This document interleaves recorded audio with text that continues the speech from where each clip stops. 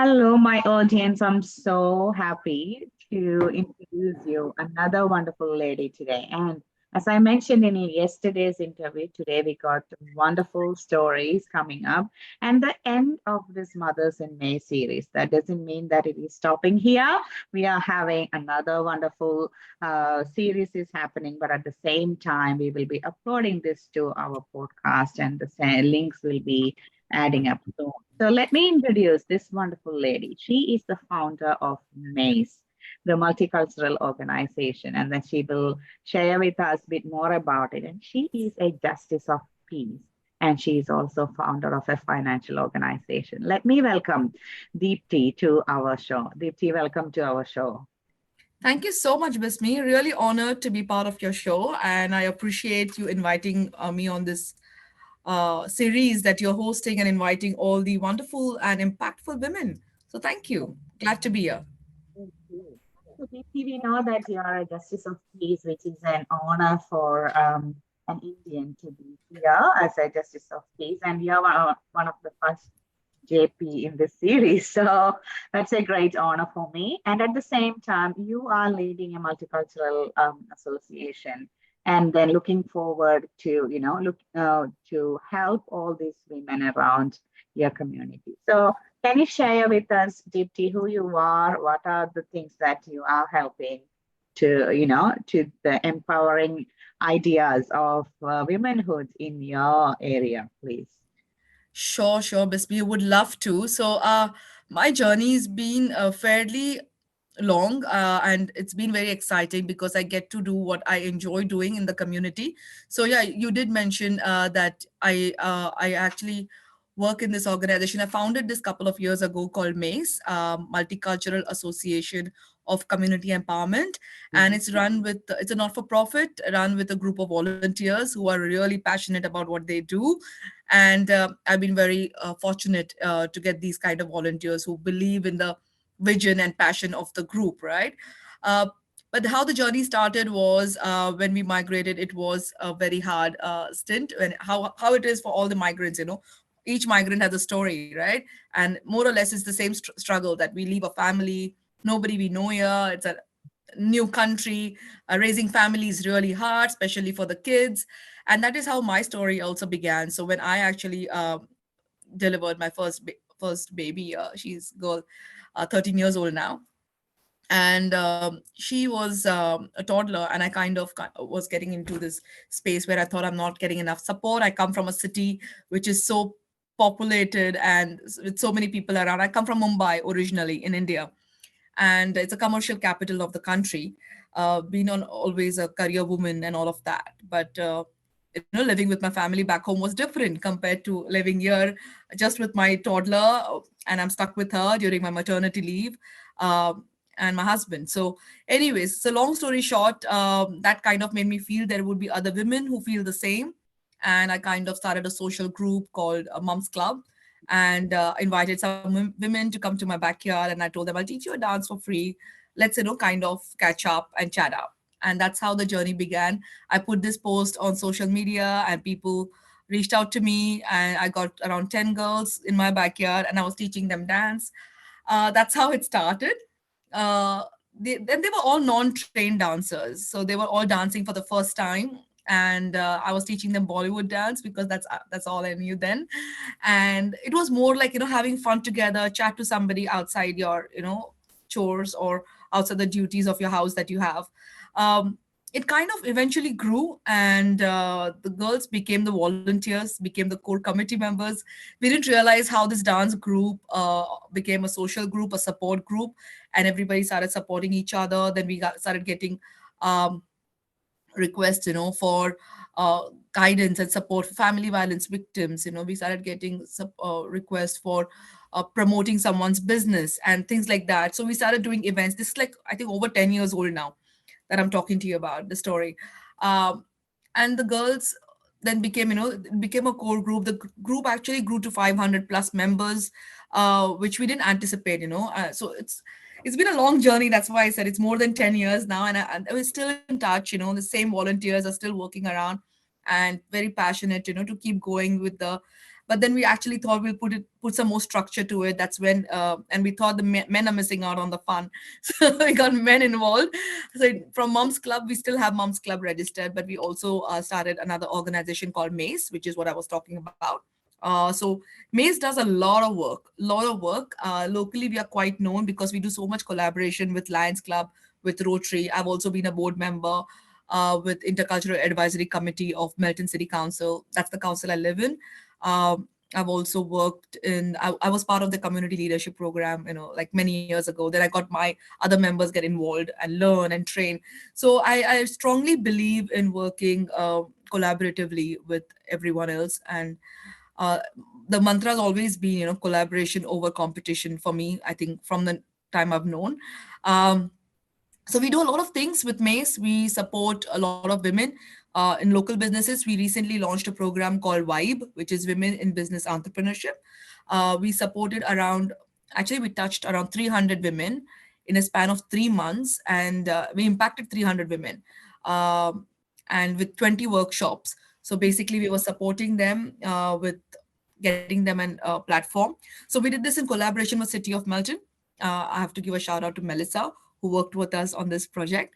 And we also got a grant from the state government, which really helped us to support these women. So every cent that we got in the grant was actually paid to these women who are working from their homes, to promote them, to upskill them, to get their businesses out and known to the wider community, and also pay them for their workshops and get them mentors. So that was an absolute successful program, and that is called Vibe. We are planning to do some more initiatives. I think that's when I met you through Vibe. Yes. um, but besides Vibe, we also have another part of Mace, which is called Mace Youth Group, which is run by a young group of girls. Especially boys are invited too, but these girls have recently done a program in the month of Feb, I suppose, which was educating mums, parents, and kids on the hazards of vaping. So they invited a guest speaker, and they launched that program, and they've kind of pledged to keep talking about the hazards of vaping in their schools and in the community. They did a color fest, which was celebrating the neighborhood week in the month of March. They're planning to do some support work with the children from underprivileged background, of children who need support, and maybe run some free movie nights during the school holidays that are upcoming. So that's happening. What else? Besides that, we do a lot of initiatives through Maze. We have a calendar that's set. We do have some events which are like we've been organizing for years now, like International Women's Day. We also celebrate Mother's Day. We also celebrate Dandiya, which is an Indian festival, a dance session, which has more than 1,000 people coming for that event. But we try to do most of the things locally because Wyndham's busy with all Yeah. the things. And when we started here, there was nothing happening locally. There are now many other groups who are coming along, and they're doing things, which is really good to see, because the society is growing. There's so many multicultural migrant communities settling in, which is good. Wow, it's like I was like noting down all the things that you were doing. I thought that Wyndham is growing, but at the same time, Melton is actually the fastest growing council these days, especially in that side. It's like growing like anything. And Yes. then your program is mainly like around Deer Park and Sunshine, that area, right? Which is Well, you can say the Northwest Corridor, but we're mainly working in the city of Melton, which includes suburb like Caroline Springs, Taylor's Hill, Hillside, Aintree, Fraser Rise, Rockbank, yeah. Woodley, Melton. These are the Yeah. suburbs. Yeah. It's close, like I would say, it's close to Wyndham, and then we usually come over there whenever the festivals comes, and Yeah. like it will be an interaction between the councils as well. So many things. I picked up that Vibe one. It's an interesting opportunity for all the people who are trying to like do a startup, and then if you have some financial help, that's awesome for them as well. So 300 women that got helped through Vibe is an amazing job, Deepti. So well done with I that one. think it's a team effort, absolutely, Bismi. And I was so touched when I found out those figures from this coordinator from City of Melton that we impacted 300 women. Uh, I'm sorry I interrupted, but it's just a quick one.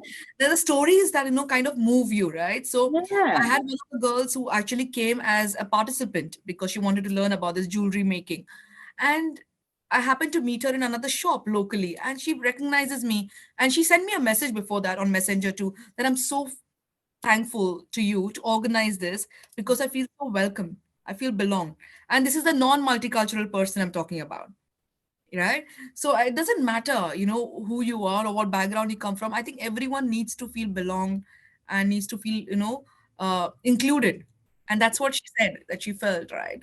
And she kept attending all the sessions. Right. And I think you're giving them a life because all these things, their startup, their business is actually improving their quality of life and their family. And I would say in those ways, you are improving their mindset, which will help to have a family with no violence because everything, the core issues of the violence, I would say it's like some sort of like a lacking something, maybe lacking energy, lacking financial areas, and maybe belongingness. That's the other thing, all the core issues of happening. So just recapping a bit more about you, whoever listening to me from Wyndham side, exciting news happening at the Melton side. And then there is a women entrepreneurship program called WISE. There is Maze Youth, that I love the way that they're doing that for vaping and all those things because that's a real disease happening in the even schools around everywhere, I would say, because there is no need to put license for vaping, like everyone anywhere you can buy it, and no one can really say this is a wrong thing. And educating and empowering is the right way, and then you are doing right things to the community, Deepti. So I'm so impressed the way that Melton Council is doing, and you are part of that great initiative. So I just want to check with you. You mentioned about all this community work, but you have another part of a businesswoman within yourself, and you're helping many people in financial area, and you have a motherhood as well. So can you share a bit more about that side of your life, Deepti? Yeah, sure.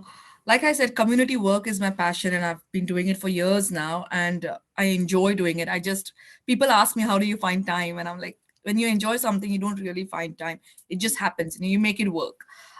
For work, I am actually into finance. So we run a business, and I'm right now speaking from my office. We are based in Caroline Springs. I've got a team which works with me, who are very motivated and supportive team again. So yes, this basically I before starting this business, I was also running my own financial planning business. So I did a lot of pro bono work in that space of educating the seniors about where and how the fund should be, and educating the youth on the tax planning and the cash flow and budgeting. So I've done all of that again to give back to the society and community in whatever capacity I can.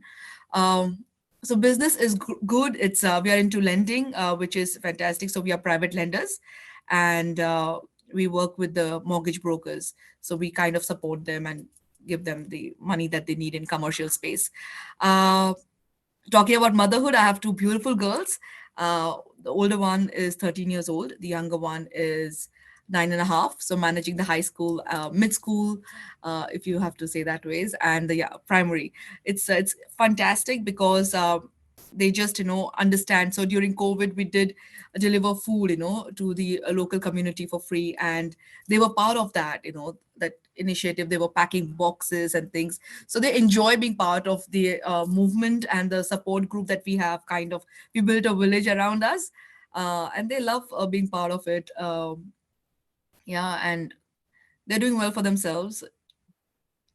So I know that whatever you're doing, you are actually becoming a real role model for the girls. So to become like you and empowering the other girls around their areas, like in their schools, their community. So my question is like, can you share with us some beautiful moments that you cherish as a mother, maybe like a first mom?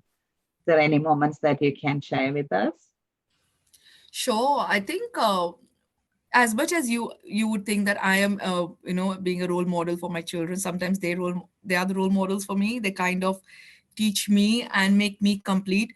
Sometimes I do get, overpowered with that mother's guilt. Am I giving enough time to my children? And because there's so many things I'm doing at the same time, in the evenings I'm going for this committee meeting, then I'm going for that catch up, and finding time for uh, the community work while I'm doing my business. But then the support that I get from them, and the uh, things they ask me or share with me, like I was actually part of one of the uh, programs, and I was supposed to give a speech in the parliament. And my younger one actually recommended something to share in that speech, which made me feel so good, because that gave me the confidence that she's having a good outlook towards the world, more empathetic, more caring, more inclusive. Uh, there was one story where she mentioned that there is this bench, the buddy bench they have in schools, so that nobody feels, somebody who's feeling left out goes and sits on that bench.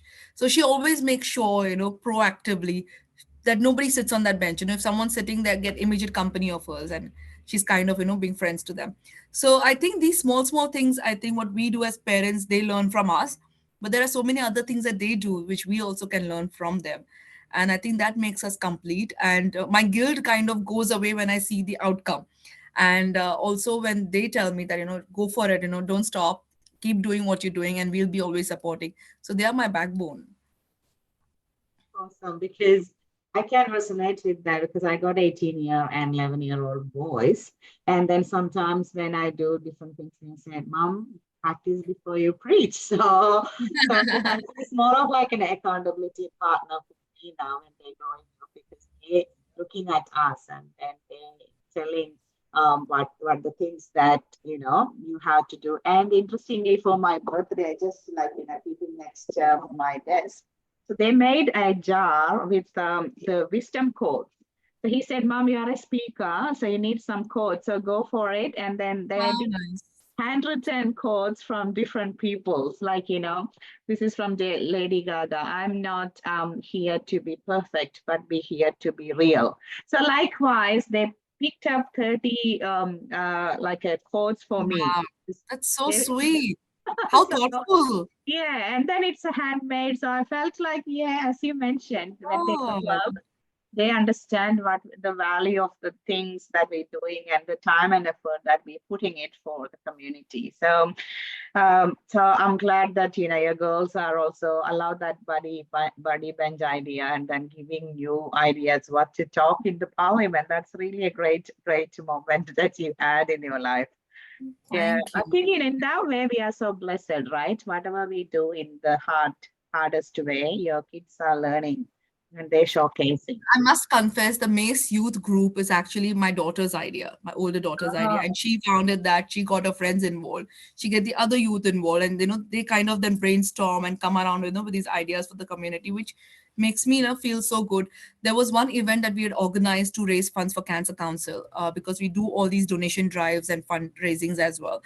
And in Oh, sorry, not Cancer Council, my bad. It was for Beyond Blue. It was a Diwali dinner we organized, and she spoke about some things about bullying, and the things which, and that actually, that speech of hers motivated another girl in the audience who was just 6 years old, to come up and share her experience.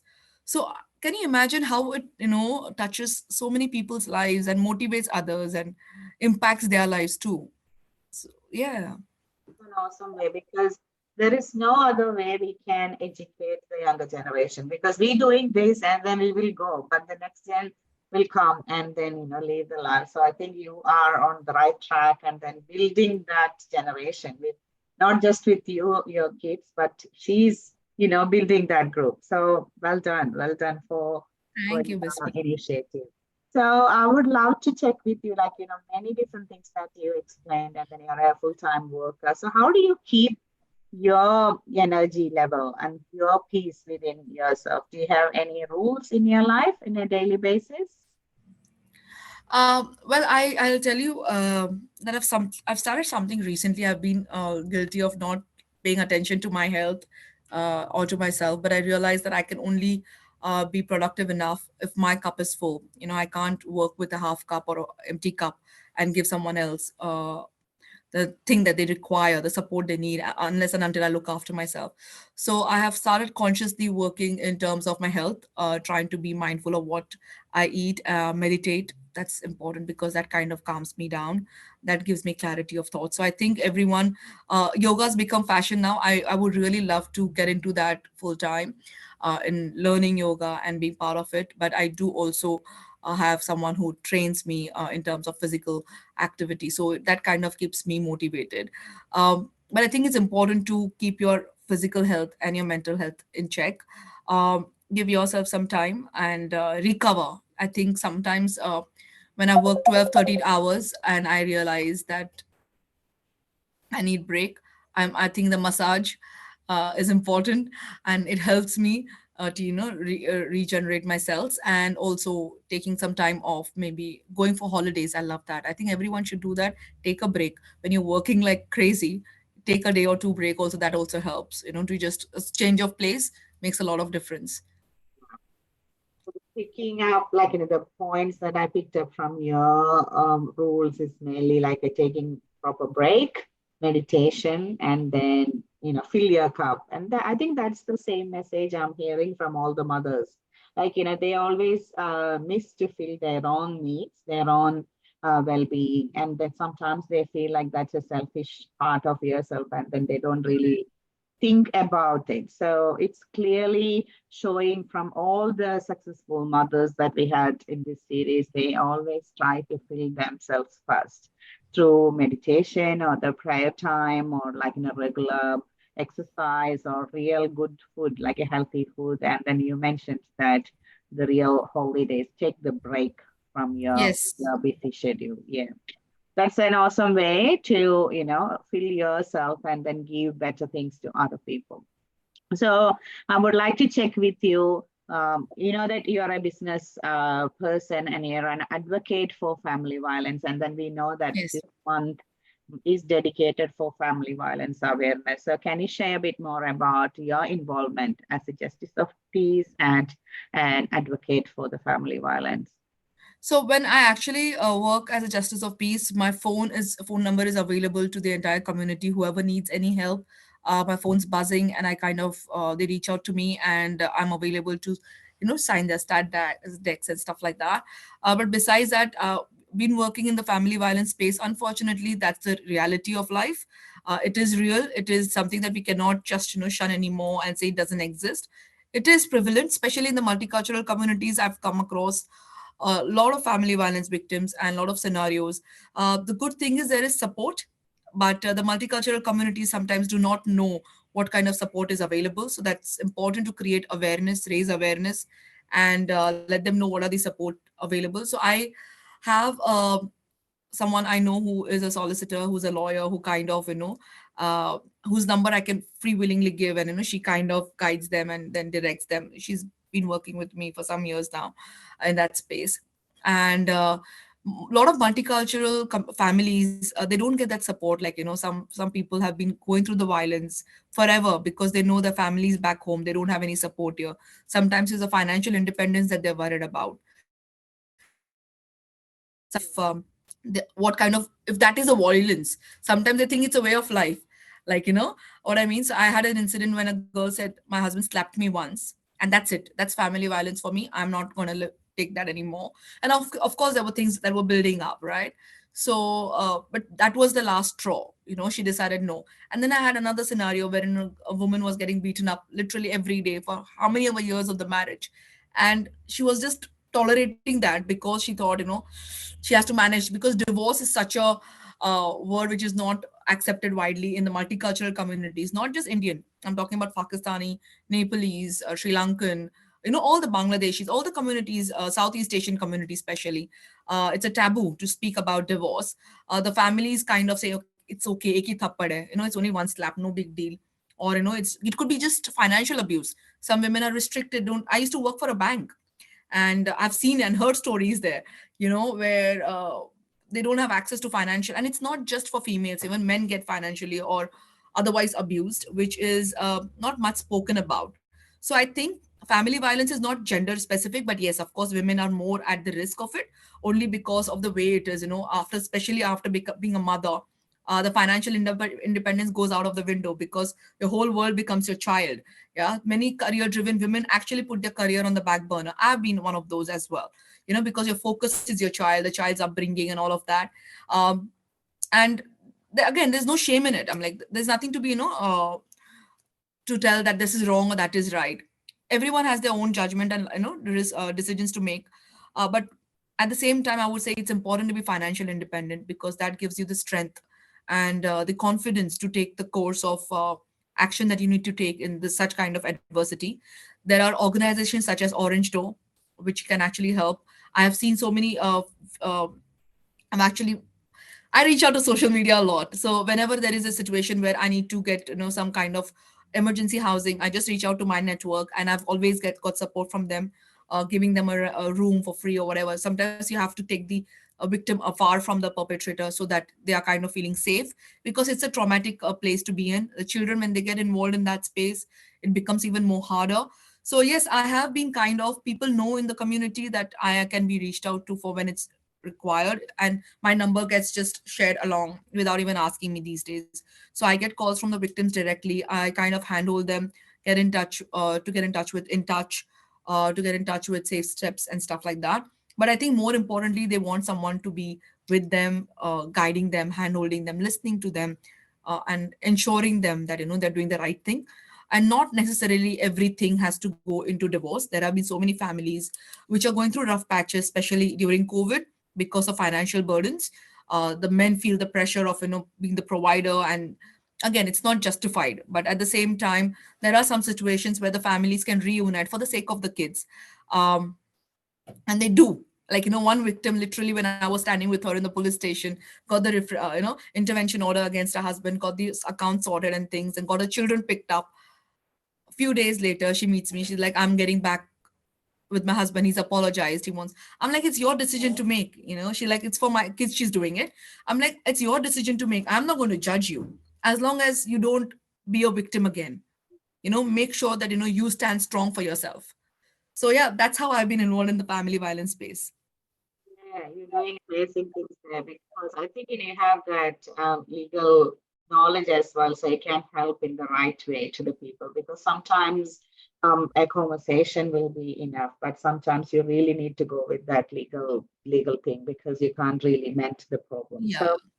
So yeah, I would really comment on that one. If anybody in around that area, in the Melton area or in all the areas in nearby, like a Deer Park, Taylor's Lake, I would really recommend to go and check with Deepti before going to take any drastic decisions because she can help you in many different ways and encourage you to become the best version. So our motto is not to break the family, even though we are going through the Yes. breakups a lot and trying to mend it back. So the lesson that I personally learned, once it's broken, it's so hard to mend it back because the kids are growing, their mindset are growing. They can't Yes. really realize what was the life with the full family. So I would say that I'm a first-hand experienced person, so it's so hard to mend it back. So if you can be together with the proper respect and proper consideration, I would recommend to stay back and then get help. And you will be one of the best person to help people because he Oh, has seen many different incidents. Yeah. I'll So try my best. That's all I can say. yeah. And again, I like one point that you mentioned. It's not at all your decision. You are helping other people's decision. You just help them to go through their own life because we are not controlling their life. We are just Correct. enabling what the life that they want to do. That's it. Yeah. So thank you so much for being with us and sharing all this wonderful knowledge and experience that you have. I would love to ask you, my last question is like, my series is spreading love, joy, and peace to the whole world. What is your message to our listeners of our radio Win FM 88.9? Oh, that's such a nice theme that you have actually following. And Bismi, I must say that you're doing amazing stuff yourself, getting the series out and getting all these people to talk about their experiences and creating awareness is wonderful. The only message I think what we lack, a lot of people do this, but I think we need to be more kind to each other. I think that's what we lack sometimes. We get too judgy, too competitive or whatever. I think we can all still coexist and still be kind to each other, because we don't know what the other person's going through. Not everyone is happy, not everyone is happy, not everyone is happy with their life. So let's be kind to each other. Yeah, I think, Deepti is having a bit of like an interruption. So, Wears their heart on their sleeve and shares to each other. That's all I'll say. so what I was Are you like there? Sorry. phrasing what Deepti was telling, it's like providing the real kindness. That's the main thing that you can share with other people, because everyone feels like it's a competitive world. But I like that word that you mentioned, Deepti, coexistence. So because competition is, it's not the medicine, collaboration and coexistence is the medicine for everyone. So be kind enough to everyone. So thank you, Deepti. I know that you are in middle of your regular activities. So thank you so much for being with us and giving this wonderful sharing of your great life as a mother, as a community service person. So all the very best. Enjoy the motherhood as a lifelong enjoyment, lifelong responsibility. So all the prayers and all the wishes for you as a mother, and as well as the community service person that you're doing with the amazing things. So please continue what you're doing, and then many people are getting benefited from that, and all the blessings are coming back to you, Deepti. So thank you so much. Thank you so much, Bismi, for having me. Loved it. Thank you. Thank you. So my listeners, this is my last day. I'm giving you two wonderful women in this series. At the same time, providing a free pass to the upcoming concert by Stephen Devasi, The Magical Hands. That's happening on July 21st on Westgate Stadium. And if you want the free ticket, look at the descriptions. And we'll come back with another wonderful person soon. Thank you, Deepti.